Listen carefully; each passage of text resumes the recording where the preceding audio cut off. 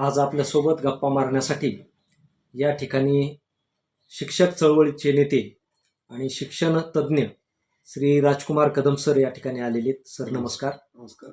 आणि त्याचबरोबर पर्यावरण, शेती, माती या संदर्भात परिपूर्ण अभ्यास असलेले पर्यावरण तज्ज्ञ प्राचार्य परजणे सर, मोहन परजणे सर या ठिकाणी आपल्यासोबत गप्पा मारण्यासाठी आलेले. सर नमस्कार. नमस्कार.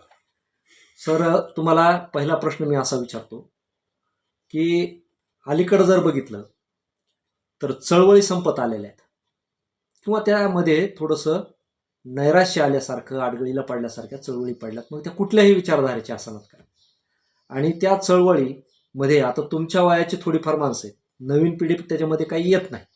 त्याचं काय कारण असं?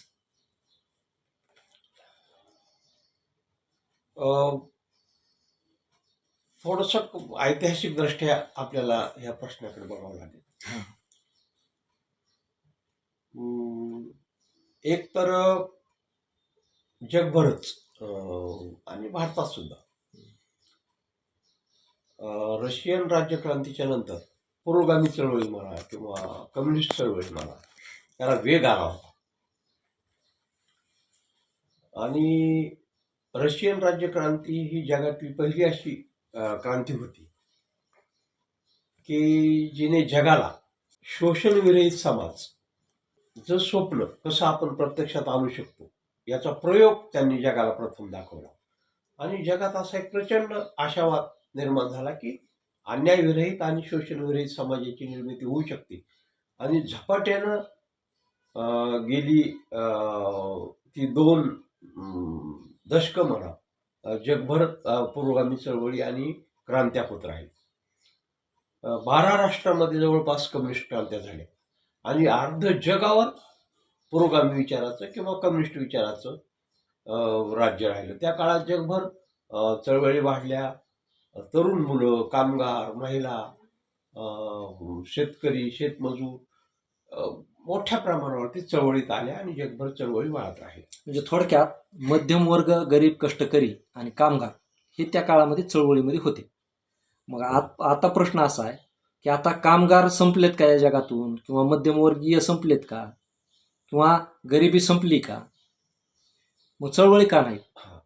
याचं महत्वाचं कारण आपल्याला जे सापडतं ते जगाने जी झपाट्याने केलेली आर्थिक वाढ आहे आणि जे विज्ञान आणि तंत्रज्ञान जे विकसित केलं त्याच्यामध्ये याची मुळं सापडतात. कारण पूर्वी हजारो वर्ष सामान्य माणसाचे जे मूलभूत प्रश्न आहे, त्यांचं जे राहणीमान आहे हे अत्यंत कमी दर्जाचं असायचं. परंतु याला गती मिळाली औद्योगिक क्रांतीनंतर आणि बऱ्यापैकी सामान्य माणसाचं जीवनमान सुद्धा सुधारलं. पण तुम्ही जर बघितलं की 2 महत्वाच्या ज्या घटना घडल्या, एक घटना होती कम्युनिस्ट जगाचं पिछाहट आणि दुसरी महत्वाची घटना होती जागतिकीकरण. जागतिकीकरण हे भांडवलाचं होतं आणि जागतिकीकरणाच्या मुळं जो जगाचा आर्थिक वाढ झाली त्याच्यामुळं जे लोकांचं जीवनमान उंचावलं, बऱ्यापैकी नोकऱ्या निर्माण झाल्या, मूलभूत सुविधा मोठ्या प्रमाणावर मिळायला लागल्या, लोकांची आर्थिक परिस्थिती बऱ्यापैकी सुधारली. कारण तुम्ही बघा ना, श्रीमंत देशातला जो मध्यम वर्ग आहे किंवा कामगार आहे तो आपल्या देशातल्या मध्यम वर्गापेक्षा किंवा प्रशासकीय सेवेत असणाऱ्या कर्मचाऱ्यापेक्षा सुद्धा चांगले जीवन जगवायला लागला. म्हणजे जे मार्क्स पूर्वी जे म्हणला होता की अगोदर श्रीमंत राष्ट्रात क्रांती होईल, ते गृहीतकच चुकीचं झालं. म्हणजे तिथला जे मार्क्सला अपेक्षित होतं की तो कामगार क्रांतीकरण, त्याची परिस्थिती बदलल्यामुळं तो तिथून त्याची पिछेहाट झाली. आणि तिसऱ्या जगात सुद्धा जे त्याची जी प्रक्रिया होती विकासाची ती फार गतिमान झाली गेल्या 30-40 वर्षामध्ये.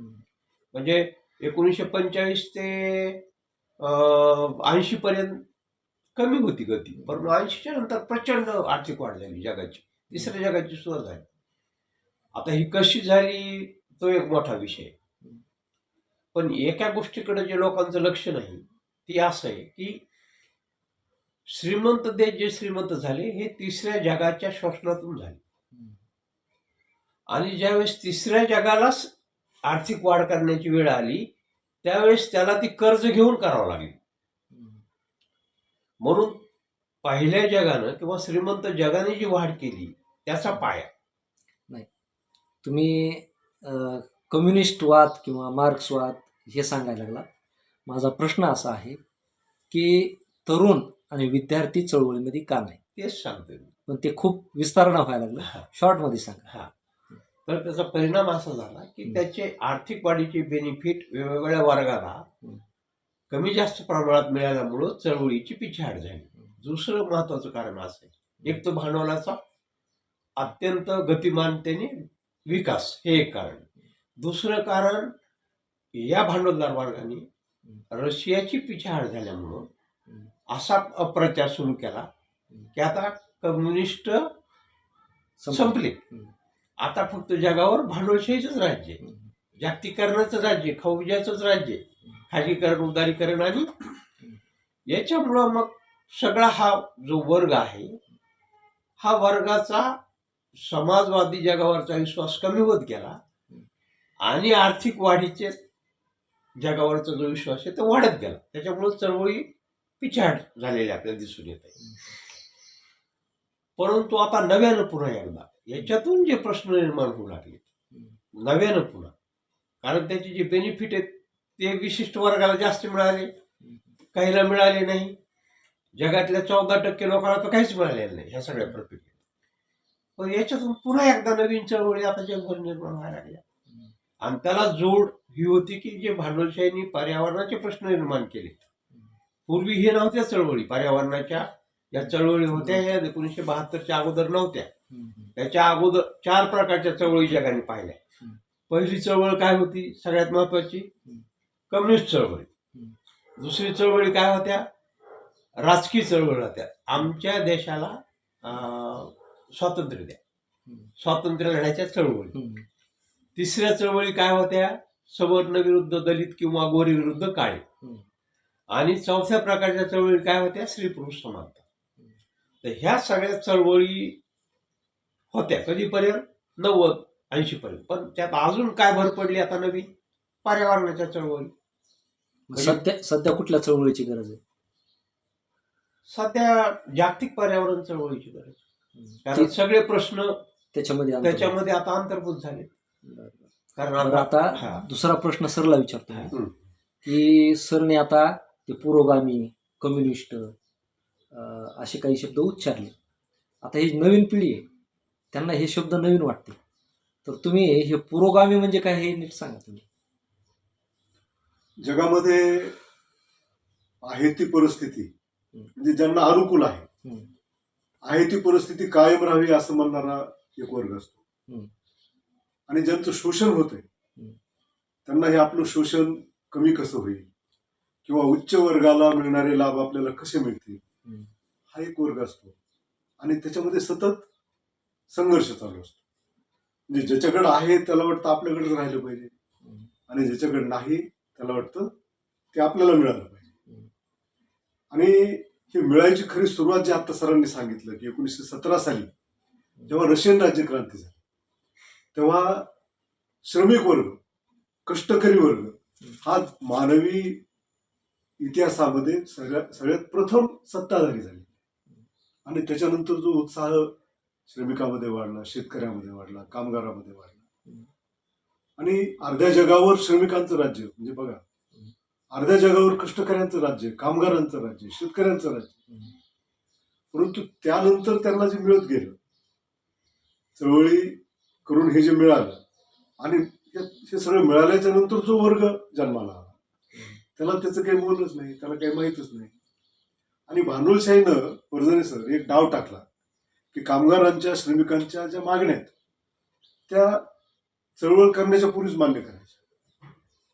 म्हणजे तुम्ही डीएची समजा कर्मचाऱ्यांनी डीए वाढीची मागणी केली तर त्यांना आंदोलनाला रस्त्यावर उतरण्याच्या पूर्वी डीए देऊन टाकायचं. त्यांना आयोगाची मागणी केली की रस्त्यावर येण्याच्या पूर्वीच आयोगाच्या शिफारशी लागू करायच्या. म्हणजे हे सगळं सरकार आपल्याला देतंय, सरकारच देतंय, यासाठी आंदोलन करायची गरज नाही. अशा प्रकारची मानसिकता जाणीवपूर्वक भांडवलशाहीनं निर्माण केली आणि त्यामुळे मधल्या काळामध्ये हे सगळं ऑटोमॅटिक आयतं मिळालेला जो वर्ग आहे तो चळवळीपासून दूर गेला. आता परिस्थिती अशी आहे की आता चळवळी संपलेल्या आहेत, परंतु जेएनजीचं आंदोलन तुम्ही बघितलं. आता आपल्या देशामध्ये जंतर मंतरचा जो इफेक्ट आहे जेएनजीचा तो आपण बघितला. तो 2 वर्षापूर्वीच श्रीलंकेमध्ये दिसला आपल्याला. म्हणजे श्रीलंकेमध्ये सुद्धा प्रस्थापित जे पक्ष होते, प्रस्थापित जे लोक होते, ते आलटून पालटून सत्तेवर येत होते आणि त्यामध्ये सर्वसामान्यांचे प्रश्न हे त्याच्याकडे कोणी लक्ष द्यायला तयार नव्हतं. आणि म्हणून तिथल्या प्रस्थापित सत्ताधाऱ्यांचे, मग ते विरोधी पक्षातले असोत किंवा सत्तेतले असोत, जी अवस्था तिथल्या जेएनजीनं केली, तोच पॅटर्न आपल्याला कुठे दिसला? बांगलादेशमध्ये दिसला. बरोबर. तोच पॅटर्न नेपाळमध्ये दिसला. म्हणजे या काही कोणी पुरस्कृत केलेल्या चळवळी नाही. सगळं सर्व बाजूनी नाडलेले जे तरुण आहेत, लोक आहेत, ते वेगळ्या मार्गाने आता एकत्र येत आहेत. आणि म्हणून भारतामध्ये सुद्धा या चळवळीचं पुनर्गठन हे सुरू झालेलं आहे. आज आपण जेएनजीची चळवळ बघतोय, तिला कुणीही चेहरा नाही, परंतु अतिशय म्हणजे हुकुमशाही पद्धतीनं चाललेली जी भारतातली सत्ता आहे ती सुद्धा डगमगायला लागलेली आहे. अशा प्रकारचं चित्र आपल्याला देशामध्ये दिसत आहे. पूर्वीच्या ज्या चळवळी होत्या त्या कुठल्या ना कुठल्या विचारधारा पुढे घेऊन येत होत्या. बरोबर. आणि तुम्ही जे आता जेएनजीचा उल्लेख केला, तर ही विचारधारा घेऊन आलेली चळवळ नाही, ही प्रश्न घेऊन आलेली चळवळ. मग हा फार मोठा फरक दिसतोय ना आता. म्हणजे प्रश्न हाच विचार झाला. बरोबर आहे. म्हणजे विचारधारेनं चाललेल्या चळवळी जोपर्यंत होत्या त्या आपल्या विचारानं चालत होत्या. बरोबर. परंतु त्या कोणत्याच विचारानं मुख्य प्रश्नाकडे लक्ष दिलेलं नाही मधल्या काळामध्ये. मग शिक्षणाचे प्रश्न असतील, त्याच्यानंतर आता वेगवेगळ्या आपण बघतोय परीक्षा. म्हणजे हे जेएनजीची चळवळ सुरू झाली त्याच्या मागचं कारण काय? पेपर फुटी. म्हणजे परीक्षा सुद्धा ही व्यवस्था घेताना प्रस्थापितांना अनुकूल घेता येईल अशा पद्धतीने घेऊन आली. नोकऱ्या संपलेल्या, खाजगीकरण इतक्या वेगानं झालेलं आहे की आता सरकारी काही राहिलेलंच नाही. म्हणून वेगवेगळे प्रश्न निर्माण झाले. शिक्षणाचा प्रश्न आहे, शिक्षणाचं खाजगीकरण झालं, शिक्षणाचा प्रश्न निर्माण झाला. नोकऱ्याचं म्हणजे उद्योगधंद्याचं खाजगीकरण झालं. म्हणजे थोडक्यात विचारापेक्षा प्रश्न मोठे झालेले, समस्या मोठ्या झाल्या आणि त्याच्यामुळं सध्याचं जे काही जग आहे, सध्याचे जे काही लोक आहेत, तरुण पिढी, यांना विचार करायला आता वेळच नाही असं म्हणता येईल. तसं म्हणता येणार नाही. ह्या चळवळी सुद्धा विचारार्हच आहे. नेपाळमध्ये ज्या निवडणुका झाल्या किंवा श्रीलंकेमध्ये ज्या निवडणुका झाल्या आंदोलनाच्या नंतर, त्यानं स्पष्ट भूमिका घेणाऱ्या म्हणजे लोकांना निवडून दिले. म्हणजे विचार आहे. ह्या पिढीनं शोषक कोण आहेत, बदमाश कोण आहेत, लांड्या लबाड्या कोण करते आणि सर्वसामान्य माणसाच्या मूलभूत प्रश्न कुणामुळे निर्माण झाले हे या पिढीला कळतंय. मात्र त्याचा विशिष्ट प्रकारचा झेंडा वगैरे घेऊन काही यायला तयार नाही. हा मूलभूत प्रश्न आहे. विचार आहे, शोषण संपलं पाहिजे, अन्न वस्त्र निवारा शिक्षण पाणी हे मूलभूत प्रश्न जनतेचे सुटले पाहिजे. हा विचार जो की मागच्या पुरोगामी चळवळीमध्ये होता, तोच विचार ही पिढी घेऊन निघालेली, त्या चळवळी घेऊन निघालेले असं आपल्याला म्हणायचं नाही. पण तसं जर म्हटलं तर ह्या चळवळी थांबविण्यासाठी सरकार, जसं तुम्ही आता आधी उल्लेख केला की जी भांडवली व्यवस्था असणारी एक समाजवादी विचारधारा किंवा इतर विचारधारा, हे जसं तुम्ही म्हणल्याप्रमाणे की जे आहे ते त्यांना सांभाळायचं आणि म्हणून ते बदल स्वीकारित नाही, तर तसं आता जे तरुण पिढी आहे, तरुण पोरं आहेत, तर ह्यांच्या सगळ्यात महत्त्वाचा प्रश्न आहे शिक्षण आणि नोकरी. मग तसं जर बघितलं तर सरकार शिक्षणच थोपवायचा प्रयत्न करते. नोकऱ्याचा तो विषय फार लांबचा आहे. मग त्याच्याविषयी तुम्हाला काय वाटतं? सरकारनं शिक्षण क्षेत्राचं इतकं वाटोळं केलेलं आहे की विचारता सोय नाही. कारण सरकारी शाळा गेल्या म्हणजे मोदी सरकार आल्याच्या नंतर गेल्या 12 वर्षामध्ये 1,00,000 सरकारी शाळा बंद झाल्या. म्हणजे खरं म्हणजे शिक्षण हे वाघिणीचं दूध आहे असं सगळे महामानव बोललेले. सर्वसामान्यांना शिक्षण मिळालं पाहिजे ही आपल्या देशातल्या महापुरुषांची भूमिका आहे. जे देश महासत्ता झाले ते का झाले याच्या मुळाशी जर आपण गेलो सर तर शिक्षण हेच आहे. सगळ्या प्रगत देशामध्ये मोफत आणि सक्तीचं दर्जेदार समान शिक्षण हे दिलं जातं आणि हा त्यांचा बेस आहे. मात्र आपल्या देशामध्ये शिक्षण मुठभरांची मक्तेदारी कशी निर्माण होईल हे या दिशेनंच सरकारनं वाटचाल केलेली आहे. म्हणजे पूर्वी आपल्या देशामध्ये चातुर्वर्ण्य व्यवस्था होती आणि त्याच्यामध्ये शिक्षणाचे अधिकार हे उच्चवर्णीयच होते. ब्राह्मण आणि त्यांना मदत करणारा जो क्षत्रिय वर्ग आहे त्यांना शिक्षणाचे अधिकार होते. आज या देशामध्ये शिक्षणाची रचना ही द्विवर्ण शिक्षण पद्धतीकडे वाटचाल चालू आहे. म्हणजे फक्त श्रीमंतांना शिक्षण मिळेल आणि गरिबाला शिक्षण मिळूच नाही किंवा जुजबी मिळावं, काम चलावं मिळावं अशा प्रकारची रचना या देशात चालू आहे आणि त्यातून ह्या शाळा बंद होत आहेत. आता शेवटचा प्रश्न परत निसरलाय की पूर्वीचं जे राजकारण होतं तर त्या राजकारणाला सुद्धा एक विचारधारा होती. म्हणजे विचाराच्या आधारावर राजकारण होतं. विचाराच्या आधारावर सामाजिक चळवळी होत्या. आता अलीकडं जर तुम्ही बघितलं ना तर आता चित्र असं आहे, राजकारणातले विचारधारा संपली. म्हणजे विचारावर राजकारण संपलेले आता आणि समाजामध्ये जी काही विचाराचे वारस असलेल्या चळवळीसाठी नेतृत्वाची गरज आहे ते पण कमी होत चाललेली.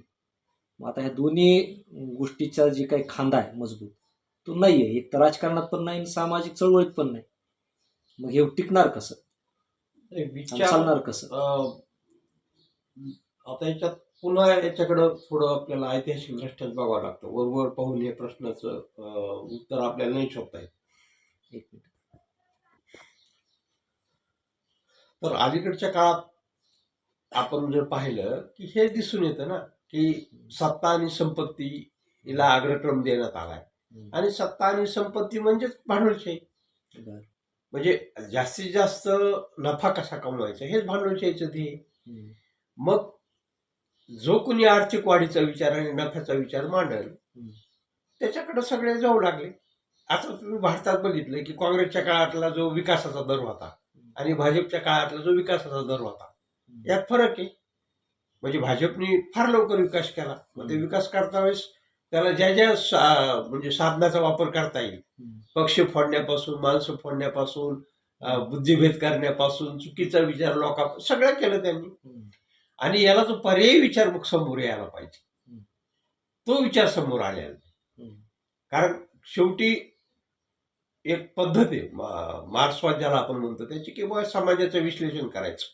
आता मार्क्सने केलं 19व्या शतकातल्या समाजाचे विश्लेषण, पण आता 21व्या शतकातले जे प्रश्न आहेत त्याचं विश्लेषण मार्क्सवादी पद्धतीने करता येऊ शकतं. आणि ते करण्यात मला वाटतं की पुरोगामी चळवळी कमी पडल्यात असं माझं मत आहे.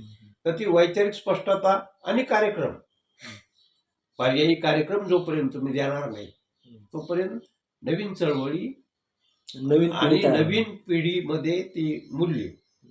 मधल्या काळात असं वाटायचं शिकणाऱ्या लोकांना की नोकऱ्या मिळत आहेत, भागतंय आपलं, काहीतरी वाटा मिळतंय, कामं मिळत आहेत, आपलं भागत चाललंय. परंतु आता सगळ्यात महत्वाची गोष्ट म्हणजे आर्थिक वाढ ही थांबलेली आहे जगाची.